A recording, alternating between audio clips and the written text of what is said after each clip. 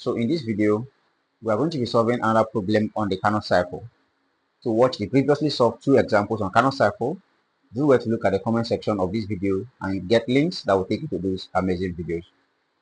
Now this question says 0.5 kg of air ID gas executes a Carnot power cycle having a thermal efficiency of 50%. The heat transfer to the air during isothermal expansion is 40 kilojoules. At the beginning of the isothermal expansion, the pressure is 7 bar and the volume is 0.12 meter cube.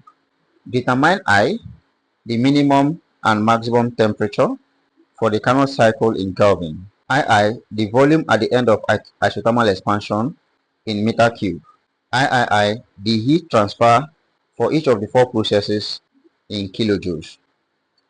So let's pick out our parameters. First, we're given from the question, we're given 0.5 kg of air. So the mass was given there. Mass M equals 0.5 kilograms. And we were told that the isothermal efficiency is 50%. So isothermal efficiency was given 50%, which is equivalent to 0.5. We're also given that at the beginning of expansion, pressure is 7 bar. So initial pressure P1 equals 7 bar, which is 7 by 10 to the power of 5 newtons per meter squared. We are also given volume. Initial volume V1 is equal to, initial volume was given to us as 0.12 meters cube. We were told that the heat transfer to the air during the isothermal expansion is 40 kilojoules. So heat was given to us, heat transfer or heat supplied. QS, heat supply was given as 40 kilojoules. Okay, so which is about 40 by 10 to the power of 3 in joules. So the first question says we should find the minimum and maximum temperatures. So to do this, you recall from the equation of state, recall that PV is equal to mRT. Now we're introducing M because there is a mass given to us. This, if you keep the formula as PV equal to RT, we're going to be having the unit as joules per kilograms. So M here, the mass here helps us to cancel the kilograms. So we'll have our unit in kilojoules or in joules. So if we consider the states, for the initial state, then P1 V1 is going to be MR T1. From here, we can get our first temperature T1 to be equal to P1 V1 all over MR, where R is the gas constant and the value of R equals 287. That's molar gas constant. So this is going to be equal to P1 is given to us as 7 by 10 to the power of 5 multiply V1 was given to us as 0.12. Divide this by the mass 0.5 multiplies 287. So this implies that the initial temperature T1 is going to be equal to, so let's get the product of the numerator. So the numerator gives us 84,000 divided by 0.5 times 287. That gives us 143.5. So this implies that our initial temperature T1 becomes 84,000 divides that answer. So that gives us 585.4 approximately. So T1 is 585.4 Kelvin. So this becomes our first temperature. Now to get the second temperature, you recall the definition of isothermal efficiency to be equal to T1 minus T2 over T1. And this is equal to, isothermal efficiency was given to us in the equation as 0.5, that's 50%. So this is equal to 0.5. So if I cross multiply, I'm going to have T1 minus T2 to be equal to 0.5 T1.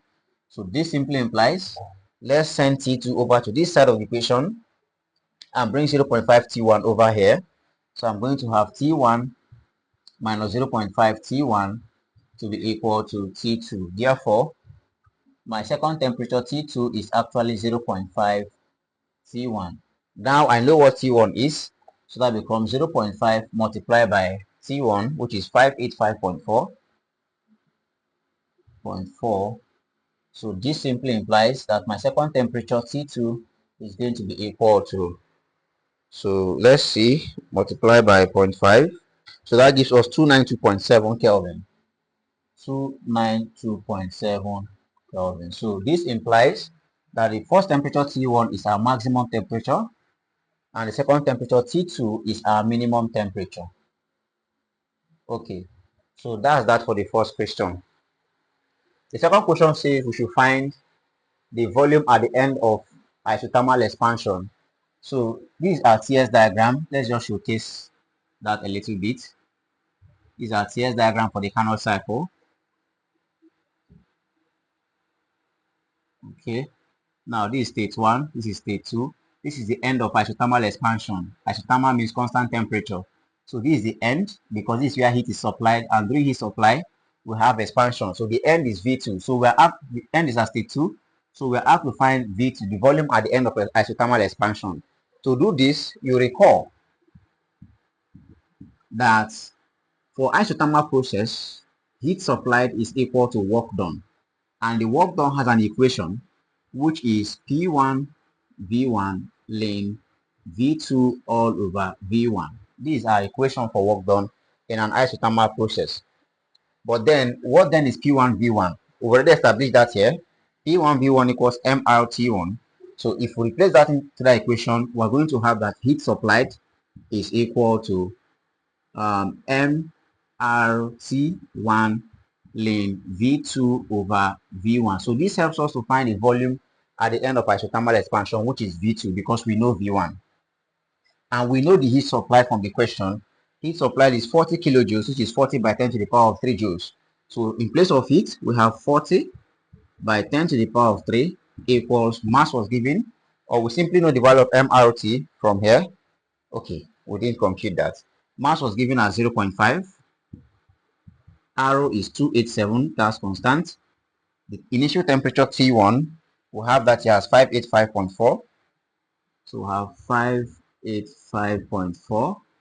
Now multiply by ln V2 unknown over V1 given to us as 0.12. Okay, so 40 by 10 to the power of 3 is going to be equal to, let's get all this multiplied together. So 287 times 0.5 times 585.4. So that product gives us 84,000 approximately. Right? So that gives us 84,000. Okay. So it's basically the same, 4.9 due to fractions, right? Ln V2 over V1. V1 is 0.12. Okay, so from here, let's divide by this figure. Divide 40 by 10 to the power of 3 by this 84,000, 4.9. So we're going to have 40 by 10 to the power of 3 divides 84,004.9. And this is going to be equal to ln V2 over 0.12. So let's get this ratio. So that gives us approximately 0.4762 equals ln V2 divides 0.12. So in order to remove the natural logarithm, we take the exponential of both sides, right? We take exponential of both sides. So if you do that, we are going to have that V2 over 0.12 becomes exponential 0.4762. Okay. So from here, we can find our V2 to be equal to, simply cross multiply, that becomes 0.12 multiplied by exponential 0.4762. So let's see what this gives to us. So this gives us approximately 0.19 in meter cube. So this becomes the volume at the end of expansion, 0.19. So the final question says we should find heat supply, heat transferred for the 4 processes in kilojoules. Okay, so we can do that here. Let's simply take this off. So keeping in mind our heat supplied is given as 40 kilojoules. So for the 4 processes, let's also take this off. So the first process 1 to 2 is isothermal expansion. So for process 1 to 2, the heat supplied there remains 40 kilojoules. Isothermal expansion, it remains 40 kilojoules. Now from process 2 to 3 is reversible adiabatic process. Reversible adiabatic, so there is no heat supplied here. Rather, we have work done by the turbine from process 2 to 3. Constant entropy, work removal from the turbine. So there's no heat supply there. So heat supply there becomes 0. Process 2 to 3, heat supplied equals 0. Now from process 3 to 4 is heat removal from the system by the condenser. So this is done at constant temperature. Isothermal heat removal, constant temperature. Okay, this is constant temperature. Isothermal heat removal from the system, and heat removal is negative. So for that reason, for process 3 to 4, the heat supply there is equal to negative 40 kilojoules. Negative because it's heat removal, but for equilibrium it's the same amount of heat, but then it's now a reversed heat, it's negative. Then from process 4 to 1, this is process 3, this is process 4. From process 4 to 1, once again is work or compression by the compressor, compressive work done by the compressor. And since there's no heat there, it means that work is the heat supplied in that stage is 0. So process 4 to 1, heat supplied is also equal to 0 because it is only work that can be done here and no heat supply. So these are the heat supplied at the 4 processes for that particular question. All right, guys. So I hope you find this video very interesting and helpful. Please, if you do, I would like you to express your thoughts in the comment section, like the video, share, and of course, if you're new to the channel, do it to subscribe. I will see you in the next video with another amazing question. Thank you.